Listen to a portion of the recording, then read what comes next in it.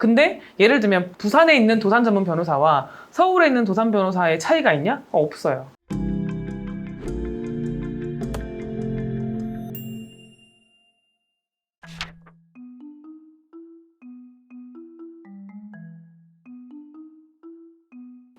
이게 지역마다 네. 또 문화가 다르다고 이렇게 말씀하셨잖아요. 그 지역에 있는 사무실에다가 의뢰를 하는 게 유리하다거나 뭐 이런 게 있나요? 절대 아니에요.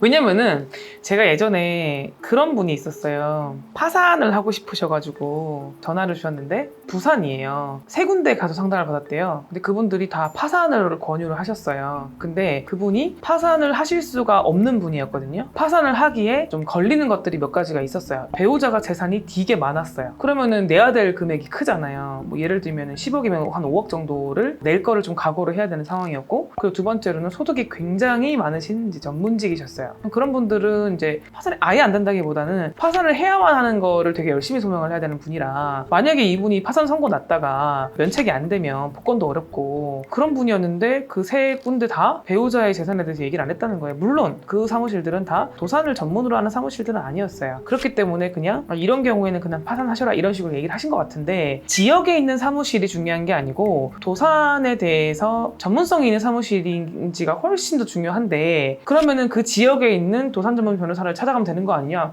되죠. 근데 예를 들면 부산에 있는 도산 전문 변호사와 서울에 있는 도산 변호사의 차이가 있냐? 없어요. 제가 들은 질문들은 이런 거였어요. 정관예우처럼 대구에 있는 그 변호사 사무실과 대구에 있는 그 대구지방법원의 판사님이 서로 잘 아니까 변제율이 50% 나올 거를 30% 40% 만들어줄 수 있는 거 아니냐, 뭐 이런 이제 취지의 질문이었거든요. 말도 안 되는 소리죠. 자주 하는 질문도 아닌데 그렇게 생각하실 수도 있나 싶긴 한데 전혀 그렇지도 않고, 실제로 그 사건을 처리하는 거는 판사님이 주도적으로 한다기보다는 이제 회생위원이 검토를 하고 올라가는 구조이기도 하고, 그러면 회생위원이랑 변호사랑 무슨 접점이 있겠어요. 회생위원은 그냥 공무원이고 변호사님이랑 동기도 아닌데 판사님은 뭐 동기이라도 하지, 그렇잖아요. 그래서 그런 거는 전혀 없고, 변제율이 가장 잘 나오는 거는 말 그대로 진짜 전문성이에요. 그런 거를 위해서 노력을 하는 사무실이냐 아니냐. 많이 해봤다고 하더라도 제가 그랬잖아요. 보정에 맞서는 사무실이 있고 보정에 응하는 사무실이 있다고. 이런 부당한 보정에 대해서는 이건 부당하다라고 얘기하고 설득할 수 있는 사무실이어야 당연히 결과가 잘 나오는 거지.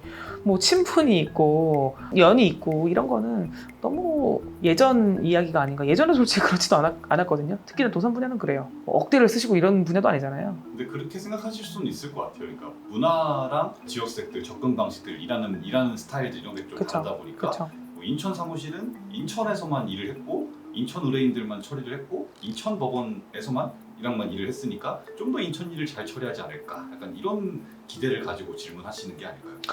그거는 그럴 수 있죠. 예를 들면은 제가 수원에 있고 또는 서울에 있는데 인천 사건을 한 번도 해본 적이 없으면 당연히 인천지방법원 사건의 전문성이 떨어지는 거죠. 근데 그거는 이제 다른 지역 사건을 안 해본 사무실과 그 지역 사건만 해본 사무실을 비교하면 그건 너무 당연한 거고, 그러니까 제가 말하는 거는 인천지방법원 앞에 있는 변호사님만큼이나 인천지방법원 사건을 너무나 많이 수행해본 사무실이라면은 굳이 그렇게 지역이 다른 데 있다는 이유로 인해서는 차별성이 없다. 그리고 사건의 규모가 어느 정도 전국 사건을 수행하는 사무실의 경우에는 대부분 저희만큼의 그런 이제 수행 사건들의 기록이 있어요. 1년에 몇백 건씩 하는 그런 사무실 같은 경우에는 전국 다 하니까 당연히 전국에 대한 모든 데이터들이 다 있는 거죠. 특히나 그것들을 계속 분석을 하고, 여기는 이런 이제 트렌드가 있구나, 여기는 이제 이 해상위원회는 이런 특징이 있구나라는 것들을 알고 있는 사무실의 경우에 당연히 노하우가 있는 거라서, 인천지방법원 앞에 있는 사무실이 못한다는 건 당연히 전혀 아니고, 그 인천지방법원 앞에 있는데 그 사무실도 전국 사건을 하는 곳일 수도 있어요. 그러면 그냥 다 잘하는 거죠. 지방법원 앞에 있는 사무실이 가장 잘한다라는 게 틀렸다는 거지. 법원 앞에 있는 사무실은 월세가 좀 더 비싼가요? 법원 앞에 있는 사무실이요? 맞아요. 비싸요. 법원 그 입구 정문 앞에서 그 1층, 2층 올라갈수록 단가가 달라지죠. 그런데 가보셨어요? 아니요, 저는 입주 안 하죠. 저는 항상 꼭대기 저기 높게. 여기 사무실에 있나? 지금도 20층이잖아요. 예전에는 9층이었고. 법원 앞에 있을 필요가 없으니까 그렇죠. 아니, 굳이 이렇게 높은 데다가 하시는 이유가 따로 있나요? 제가 뷰를 좋아해서. 자신 있으니까. 그렇죠.